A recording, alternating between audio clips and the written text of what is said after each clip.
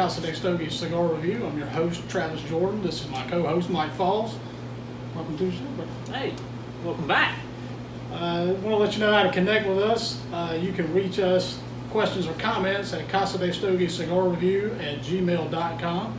You can visit our site on Facebook, our page on Facebook. We also have a page on Instagram. We also have a YouTube channel, all under Casa de Stogies Cigar Review. So reach out to us and support us. If you're viewing us on YouTube, please hit that subscribe button and give us a thumbs up. Let us know how we're doing. It gives us, it just helps us out. So today we're going to be talking about a couple of hot ticket items that's come up over the last month, and we're going to be reviewing this cigar from Aroma de Cuba. It is the Edicion Especial, which has been reblended and rebanded. It debuted in 2008. It is made in the Don Pepin Garcia factory in Esteli, Nicaragua. It is the Edicion Especial. It is a medium to full body Nicaraguan cigar, Nicaraguan fillers and binder, and a Ecuadorian Habano wrapper. It is available in 6 sizes and ranges from $8 to $10 or $11. Go out and get your La Aroma de Cuba reblended Edicion Especial cigar. I'm sure you're going to love it. I think they're just now hitting the stores again. I believe they just did reblended this, and they 6 sizes, and they just added that 6x60. So that's the 6 size. New 6x60 size available for the Gordo lovers. And Mike is going to tell you about our February monthly giveaway. All right, so now in February we're going to give away 2 of these bad boys here. The Cold Drew Estate tins. You can check them out. You get a ashtray, 2 cigar holder in there, and you get the little ash stand, or the cigar stand, not the ash stand. But anyway, we got 2 of these to give away. You can enter by just shooting us an email, Casa de Stogies Cigar Review at gmail.com. Just shoot us an email. It's got your name, your date of birth. You must be 21 to enter. Name, date of birth, and then your address. They're the only things we need. And like I said, we're gonna raffle off 2 of those, and we'll start the stuff on. You can start emailing and getting in on it. You only need to email once. Don't email 5 or 6 times. You know, once is just plenty. 1 entry per person. Yeah, 1 entry per person. But start at February 1st, and then we'll draw a winner at the. Or draw 2 winners at the end of February. So anyway, shoot us an email, Casa de Stogies Cigar Review at gmail.com. Name, date of birth, Email address or phone number. Yeah, email address or phone number if you want to be, however you want to be contacted, and then we'll go from there. So good luck. Good luck. Shipping is absolutely free. We will contact you directly, personally. I will contact you if you win, and you can give me your shipping information at that point. Anybody else contacting you, fishing for information, don't give it to them, because I won't be seeking that information until after the drawing. So enter to win. It's totally free. It costs you nothing, and good luck. All right, let's fire these bad boys up and see what it's all about. I'm going to use my Vertigo lighter here. If you're ever looking for a good, inexpensive, reliable lighter, the Lotus Vertigo line, good one to go with. So 3 flame lighter. That is what, the Cyclone 2? I think so. Cyclone 2? Yeah, I think we sell them for like 3 flame. We sell them for about $12 a piece for a good. That's a really good. Yeah, that's a really good lighter. Yeah, the Vertigo line is very, very solid. I've got a couple of them. I like them.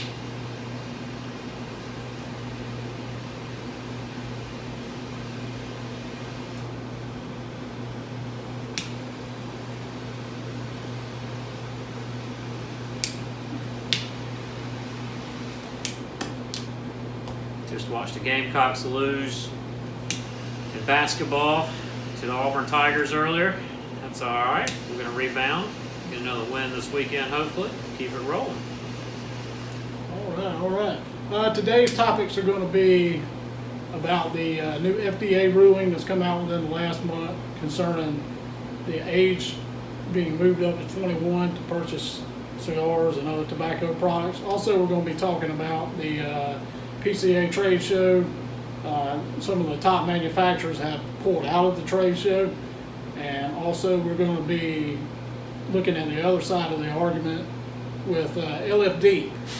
Leo Gomez issued a statement. I saw it on you got an email. I saw it posted on social media about them not pulling out of the show. They intend to go forward with it, and we'll be discussing that. But first, let's discuss the FDA ruling. Yeah, the big news that was with that was about I guess right around Christmas, right before Christmas, somewhere around in there, that they passed the it was really signed in when Trump signed the spending bill, which was the budget for 2020. It was the Tobacco 21 law that basically it's you have to be 21 to buy any tobacco now or vape products, any cigars, pipe tobacco, chewing tobacco, snuff, cigarettes, vape stuff, any of that. You have to be 21 now. So why vape when you can smoke delicious cigars? I don't know why you'd want to vape anyway, but hey, that's us. To each his own. Yeah, to each his own. People probably wonder why we smoke cigars. But Now, I understand that originally this was supposed to take effect in September of this year, but it was pushed. It was very, very quickly pushed forward and implemented, almost immediately and instantaneously. Am I correct on that? Yeah, well, it's still kind of the PCA, which is a Premium Cigar Association, and some of the convenience store association. I forget what they call that, but they're seeking some clarity right now on it, because it's originally the way it was written that it's you have to go through all this stuff. I don't know how the ins and outs of every single thing, but it was supposed to be not going into effect until September. But the FDA announced on their website and their social media and all their stuff that they were going to start enforcing it immediately. So it kind of threw everybody for a loop as far as that goes, which the PCA then in return, which is a good thing in return, said, hey, sent out an email to all the members, and of course we're a member of it, and said, hey, it's of our belief, and we're not your legal counsel, of course. We got to find our own legal counsel anyway.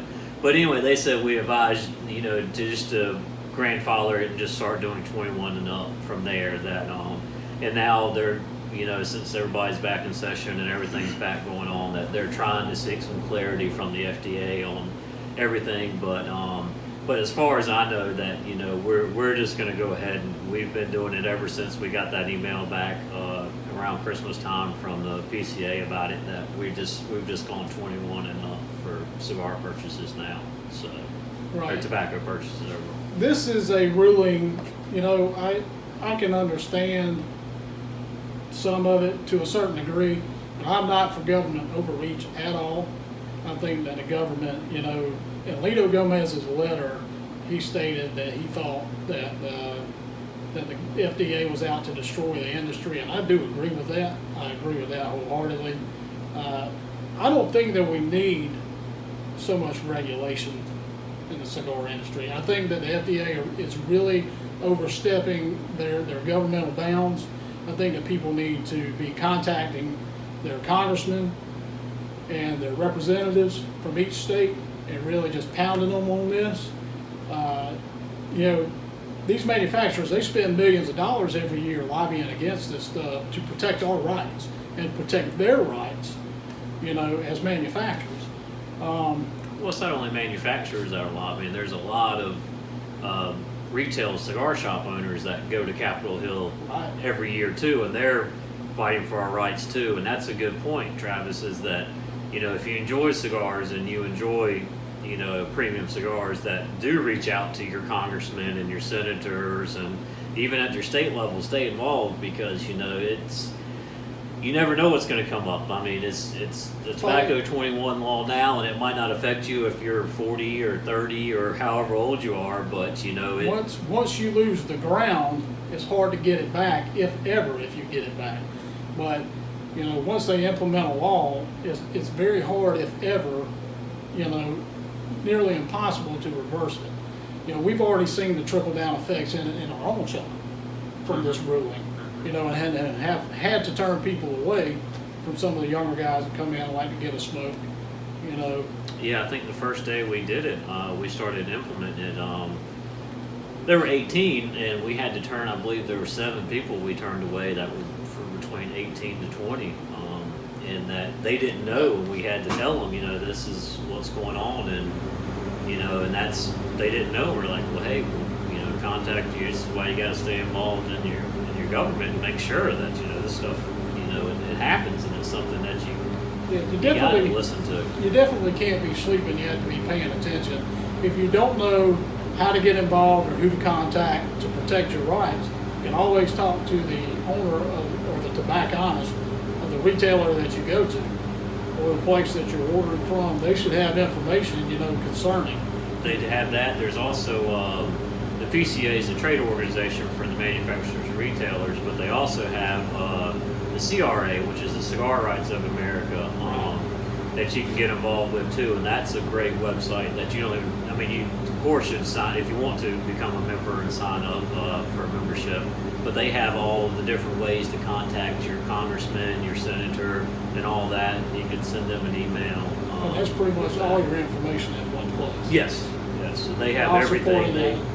While supporting a organization that actively fights for your rights and for rights of manufacturers. Yeah.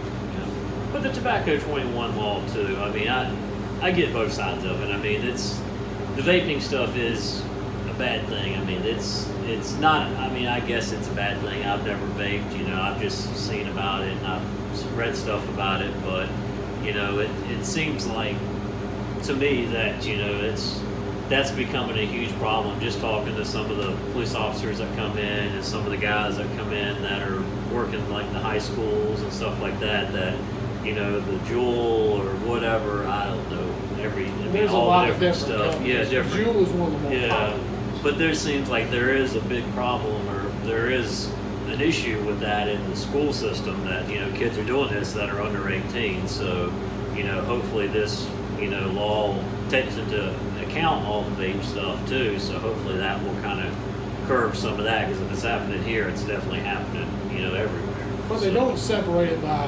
cigarettes, cigars, and vaping. It's all under one umbrella. Yeah, right. All so if they pass a law against one, it affects everybody up under that umbrella, which I don't think is fair either. I think that they should revisit that.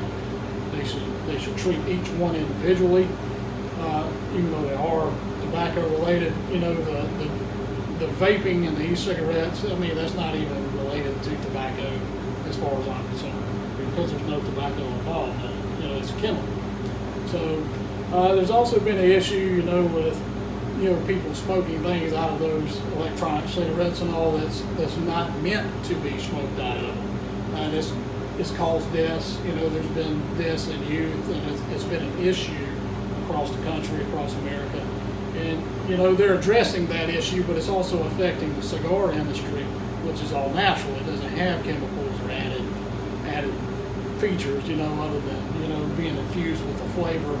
And that's the other thing that they're after, you know, that they've been after for a while. The rumor is, been out there for a while, that their next goal is to shut down the flavored cigar portion of it. Yeah, that's one thing that that they've said that they're looking at, is the flavored stuff. But again, it's like you said, it's all under one umbrella right now, but it's trying to get, you know, everybody to understand that, you know, the premium cigar side is different than the regular mass-produced stuff that the machine makes. These are hand-rolled cigars. I mean, it's a hand-rolled product. It's all natural. It comes, you know, sold to, you let it cure and process or whatever, age. So it's factory to retail. Yeah. So it's trying to, and that's what the PCA does, and that's what, you know, CRA does, and the lobbyist people that they hire, and the guys that go and fight, the manufacturers go to Capitol Hill and all that they try to explain to people the process and how it works and how it's different and everything. So it's just trying to separate all that stuff, you know, trying to get people to realize, or to, I don't know if realize, but, you know, just try to just educate people. That's what it is. Just try to educate people. So. Right. And the other issue is, moving on from that, with the PCA Trade Show, is that, you know, some of the top manufacturers out there have issued a statement regarding some issues with the PCA, and basically they feel like they're being ignored. I know Drew Estate sent out an email. Yeah, it was Drew Estate, Davidoff, Metaldus USA, and General Cigar were the big four that pulled out. And, basically their argument is that they feel like there needs to be some reform and some renewal of things. They need to revisit some of the aspects of the trade show, and they just feel like they're being ignored, or they're not being heard, or they're not being taken seriously, however you want to categorize that. How do you think, Mike, that is, as somebody, as a retailer, a tobacconist that goes to the trade show every year, how far-reaching do you think the effects of these manufacturers not going to this event this year are going to be? I don't know. I think it's going to be interesting. That I don't know that it's going to affect their business one way or another. I mean, those are four of the biggest companies out there. Cigar companies out there.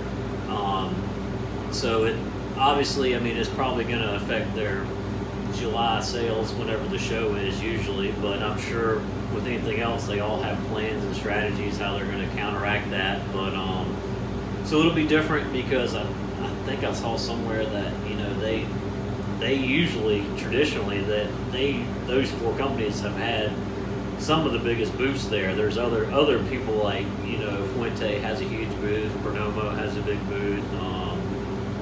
There's a bunch of companies that you have other big booths, but generally those four booths are pretty substantial and they're usually at the front. So it'll be interesting. That I'll be interested to see how it affects attendance. If people decide not to go because of that, or if people do decide to go because of it.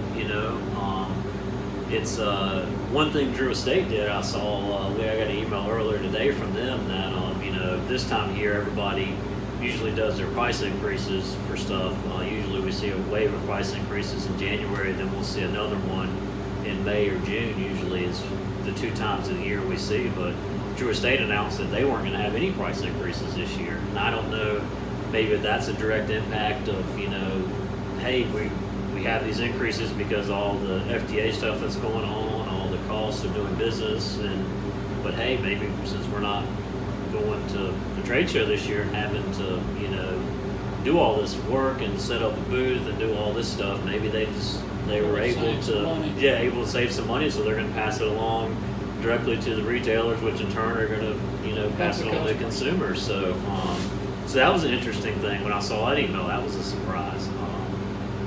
But it's definitely going to be interesting to see. I know that the TPE show, which is this is coming up next week, that there's been seems like this year there's been a bigger push on that from not just from just from everybody in general. It seems like that show is kind of picking up more steam. I've never been to it before. I've seen the social media posts and stuff about it from the past year or two on it, and they kind of do like a little awards banquet, and but it seems like they're going pretty hard to try to push the cigar side of it. So it'll be interesting to see the crowds and all that this year, and the pictures, and to see I know a lot of the reps have asked, and a lot of just companies have asked if we were going, and to stop by their booths and all that. But I don't think that show, and again, I've never been, so I don't think that's quite as elaborate. There's no way it's as elaborate as the main focus PCA Trade Show in July. But they did the letter that I read from Drew Estate, as I posted on my blog at Casa de Stogies Cigar Review.com, is that that they maintain the hope of keeping an open dialogue, and they're for truth and transparency, which I think that if the PCA, if them and the board of the PCA was able to sit down and come to an agreement, maybe they would decide to go ahead and go forward and go to the trade show. But definitely an interesting time here.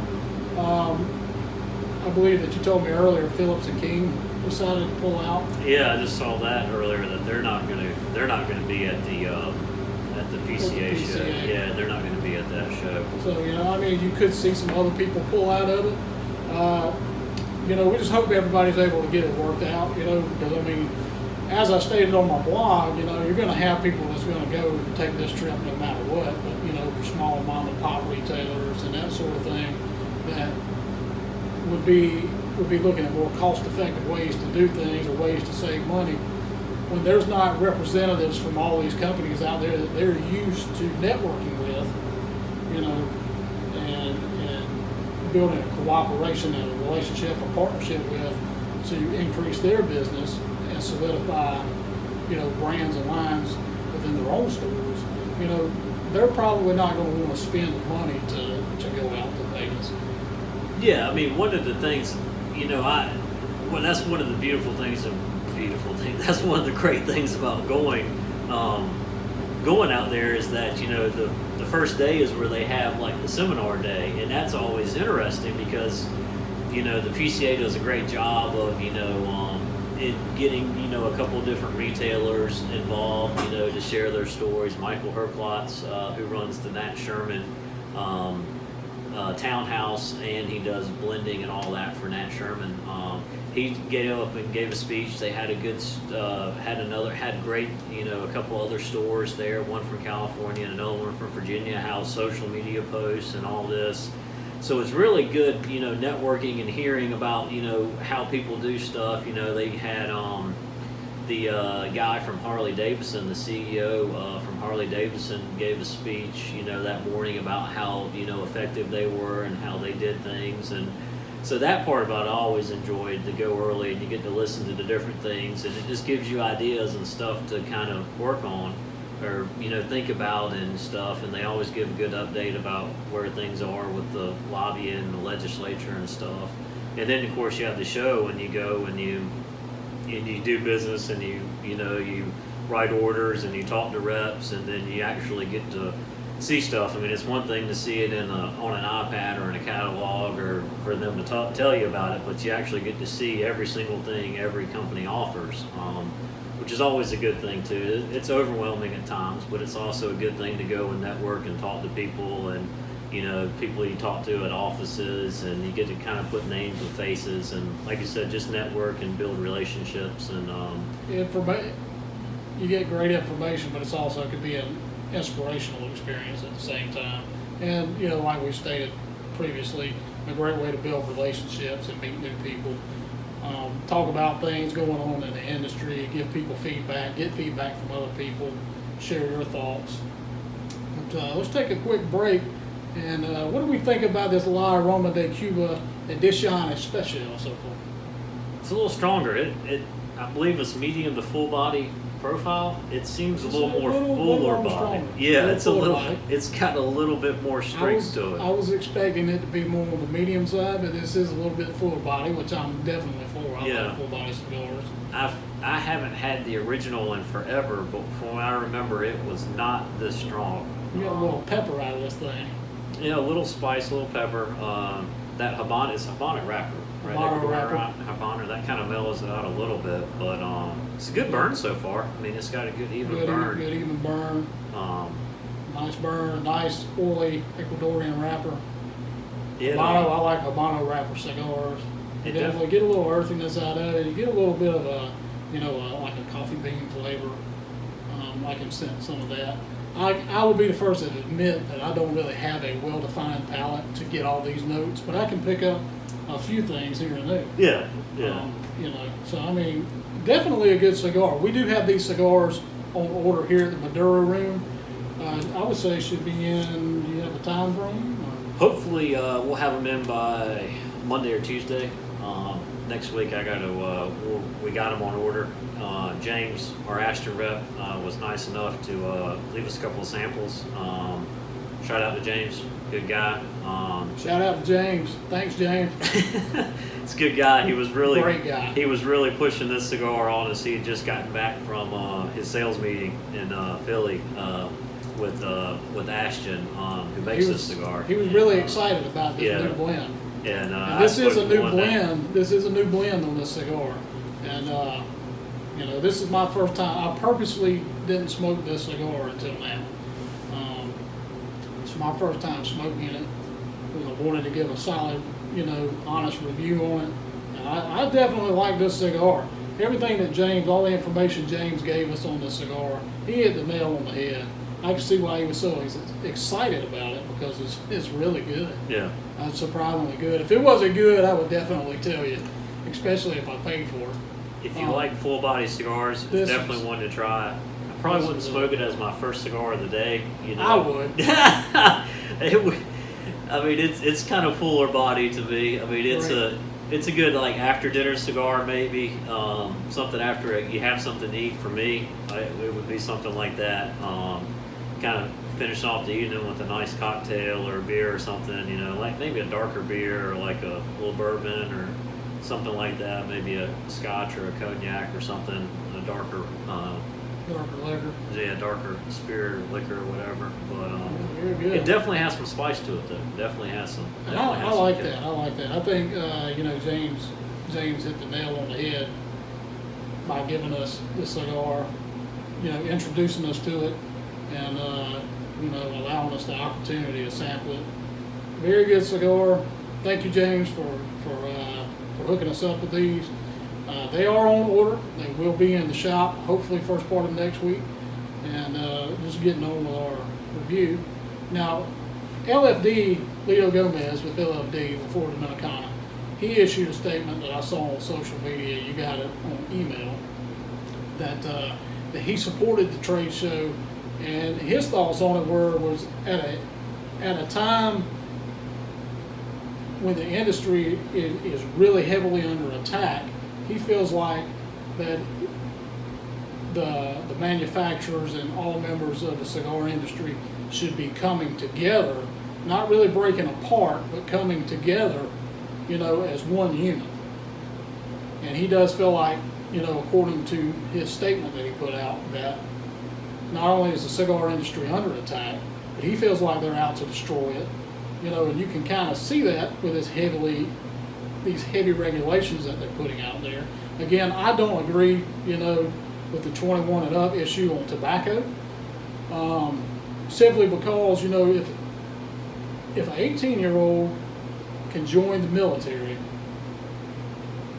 and be shipped out of boot camp overseas, not necessarily to be a sitting duck, but to defend their country, to represent their country, and that possibility of them not ever making it home, God forbid, that individual should be able to enjoy a cigar. There should be a cigar, should be able to enjoy a glass of alcohol if they want to. There should be no question about that. If you implement that for the rest of the country, that's one thing, and I'm still totally against it. But I am not for especially our representatives in our military, concerning any branch, that they shouldn't be able to enjoy a cigar. I'm totally against that, and I don't like it at all. I'm very upset over that rule, and that's why I feel like people should really get out there and just be contacting your congressman, contacting your representative, and fighting this issue. Make them do the job that you elected them to do. Yeah. They are representing you, and let them know how you want to be represented. We told everybody on the first episode 1, we weren't going to get political, and here we are, second episode, getting into the politics. This directly affects the industry. And it's concerning our industry. So, but I do agree with Lito Gomez's statement with that. But I also agree that this is a time when the industry should be coming together. And you could tell by his letter, by his statements, his words pouring off the page, that he was very passionate about his statement. He was very passionate about what he was saying, and I do believe that. What's your thoughts on it? Yeah, no, I definitely. I mean, his was very passionate. The one that Carlito Fuentes sent out was very, passionate too. Basically it was that, hey, we need to bind together. Let's all attack this together. It's Rocky Patel sent one out saying he supported he was going to be at the show. I mean, there's only been those, I think, 4 companies, now 5 companies that I know of that have pulled out of the show. Everybody else is definitely going. So not definitely going, but it seems like every day or every other day we'll get an email or 2 from different companies saying we'll definitely be there. We're looking forward to it. That it's kind of it's good to see that everybody that is going and that is doing it is still in support of the organization. But at the same time, I mean, I think it was Autodus, sent out an email today that said, look, we're still members of PCA. We support the PCA still, but it's just, our decision right now was just something they felt they had to do at this point in time. So, I made a statement on my blog about this, and I'll be doing another blog here tomorrow to put on the website about, Leo Gomez and LFD's and these other companies, statements to remain present at the PCA Trade Show and stay united. It sounds like, as far as the standpoint of Drew Estate and Davidoff and General Cigar and those guys, that they're putting the ball in the PCA's court, I guess to see, and that's what it sounds like to me, like the ball's in the PCA's court. But I would really like, in all due fairness, I would really like to hear the other side of the argument from the PCA. I would really like to hear a response from them, just to see what their viewpoint is, where they're standing in view of this. And what do you think? No, I mean, look, the PCA is a great organization because it's something that, it's for the retailers, it's for the manufacturers. There's a lot of hard work, like I said, that a lot of retailers do that, they don't get any credit for. There's a lot of work that a lot of manufacturers do that they don't get any credit for. But the two main ways that the PCA generates money to help fight the legislature and to help with the lobbying efforts is the dues every year that everybody pays, that everybody is, a retailer pays X amount. I can't remember what it is, but there's different levels for retailers, and I assume there's the same thing for manufacturers. But they collect dues, and then the trade show as well, the booth space that all these companies buy. And granted, I don't know how much it costs. I imagine it's not cheap, but but the booth space that they buy are the two main generators for these companies, for the two main revenue builders for the PCA to get money to help fight all this legislation that's going on. So it's of my belief, if you want to help the industry, if you're in the industry, that you should be a member of that, and so because that's going to help the fight no matter what. And even if you don't want to get involved, just being a member of it and helping, the money that you're sign up for your membership it goes to it.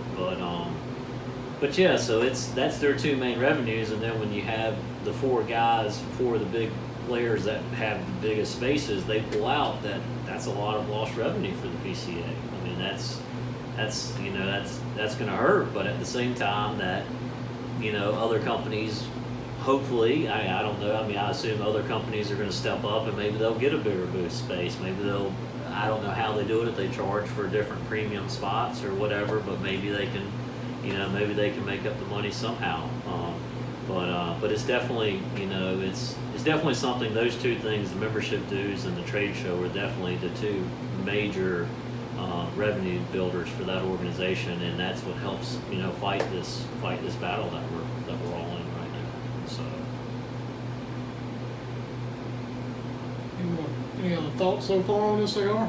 I'm still really enjoying it.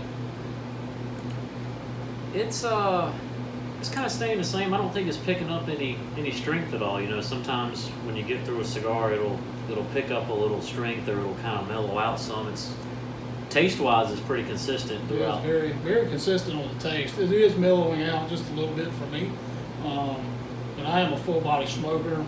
My first cigar of the day, throughout the day, is full-body. I really like this.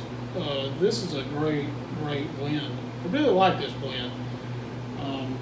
It's Nicaraguan. It's got an Ecuadorian Habano wrapper, but it's got the Nicaraguan fillers and binder in it. And I'm a big fan of Nicaraguan tobacco. Yeah. So yeah, I really do enjoy this thing. Any other thoughts concerning any of the issues that we're concerned about? Not right now. I mean, hopefully we'll get some clarity on the Tobacco 21 thing. hopefully that will be, we'll get some clarity from the FDA. I mean, we're regardless doing, at our store at least, we're doing the 21 and up. You must be to purchase any cigars or pipe tobacco, or I don't think we sell any cigarettes right now, but any kind of stuff, we're doing that, which we'll do. But hopefully, the FDA will, say that, it's, hey, this is definitely how it is, this is how we're going to do it. But hopefully we'll get some clarity on that. And hopefully it'll be interesting to see about the TPE show, which is next week. It'll be interesting to see some of the feedback and some of the articles and the posts, and to see how that show went, and maybe that'll be kind of gauge, and that'll lead up and to see how it's see how the PCA show is. I know I talked to a rep today actually, and asked him about it. Asked him if his company's going to have a presence there, and he said that in our area that normally he's only had a handful of his shops that have gone just in this area. He's not going to be out there, but they'll have a presence there. But he said that surprisingly that I think it's almost tripled the amount of shops just in his area, tripled or quadrupled the amount of shops just in the Carolinas and Virginia area that he covers that's going to actually go. So this year to the TPE show. So it'll be interesting to see how that goes as well next week. And then of course all the stuff with the PCA Trade Show, this Premium Cigar Association show in July. That'll be good too. So we'll see how it all pans out and see what happens with it. So. Now we do know that Ashton will be there. James, our rep, he did make the statement to both of us that Ashton will be there. As of right now, I don't think that there's going to be any plans for them to step out of that. No, spot. I don't. Yeah, I mean Ashton will be there. Fuente, J.C. Newman, LFG, AJ Fernandez. I mean it's. Perdomo will be there. Yeah, Perdomo is going. I think Gurkha's going to go. I think I got a letter from them saying they were going. So it's just those four, and I guess the fifth one is the Phillips and King Ventura. Only time will tell, there's still a lot of time between now and then. Maybe they'll get those issues sorted out, and these companies, will agree to retake their spots in the PCA Trade Show. And I think it's good for all retailers and for industry-wide to show unity right now with these legislative things going on. But we'll see how it shakes out. Yeah, we definitely will. And like I said, if you are a retailer and you've ever been to the PCA the trade show in Vegas, it's definitely worth going to at least once. I know a lot of people take advantage of the deals and stuff from people, but it's definitely good to go to network and to be there to experience it. And if you're a consumer and you want to, like I said, we were talking about how to get involved. Cigar Rights of America, Glenn Luke does a great job with that organization. That's a cool thing. Go check out that website, Cigar Rights of America. It's got all kinds of good tools to help out with. That will keep you informed of different things, not only at the federal level, but they do a lot of stuff at the different state levels to let people know, which is very cool too. It's good to kind of hear about something's happening in another state that or whatever, that it's just interesting to hear about the stuff and to keep up to date on stuff throughout the country. So. Right, this is a La Aroma de Cuba Edicion Especial. It has been reblended. This is the newest blend. There are 6 sizes available. The newest size is the 6x60 ring gauge, and great cigar. I like this. I really like this. Now, rating from 1 to 10. You gave the last one an 11, which was off the charts. Are you going 11 again? I'm going close. I'm going with a 9. Actually, I'm going to go all out for this one because, man, this is a really good cigar. Really good blend. I'm going to go with I was going to do a 9, 9.5, but I'm going to give it a 10. I'm giving this bad boy a 10. 9 to a 10 on that scale. to 10? Just Because- going 10. 10.0? One because I like the cigar. I think they did a really great job with this new blend, and because I like James. That's our boy. So James is our buddy. He's our boy. I'm giving him a 10. I'm giving the cigar a 10. Great job. Great job. I like James a lot too. Great guy. Very, very good guy. Congrats on the engagement too, by the way. Congratulations. I forgot about that. Yeah. I'm going probably 8.0. I like this cigar. It's a very good cigar. It's a little stronger than my taste. This is you better know. than an 8. It's good construction, good burn. I mean, everything from the My Father factory I enjoy. We sell a lot of the Flor de los Antilles, the Judge, My Father Judge, regular My Father, Ladies Use. A lot of that stuff. Very good cigars. So you can definitely tell it's got that, spice and pepper, but it's got that little mellow on the end. But it's 8.0 for me. That A lot of Aroma de Cuba sells well in our shop. The different My Father blends that we carry, especially the Judge are very good sellers as well. Always available at Maduro Room, by the way. And definitely check out it's an Ashton product, so definitely check out some of Ashton's other stuff. The VSG, San Cristobal, Ashton VSG, Ashton Classic, Ashton ESGs. All good if you stuff. like a lot of the Opus X stuff or some of that stuff, the higher end stuff, and you got a little extra money to spend, check out the ESG, VSG lines. Both those are excellent cigars too. Just a good, like you said, a good solid blend that the Pepines and they worked on together, and good job, guys. Very good job. Great job. Go out and get your La Aroma de Cuba Edicion Especial, Edicion Especial new blend. Great cigar. Visit your local retailer. They should be carrying these. Hopefully they are. And you can get them here at the Maduro Room. Now last time we didn't tell them where the Maduro Room is located.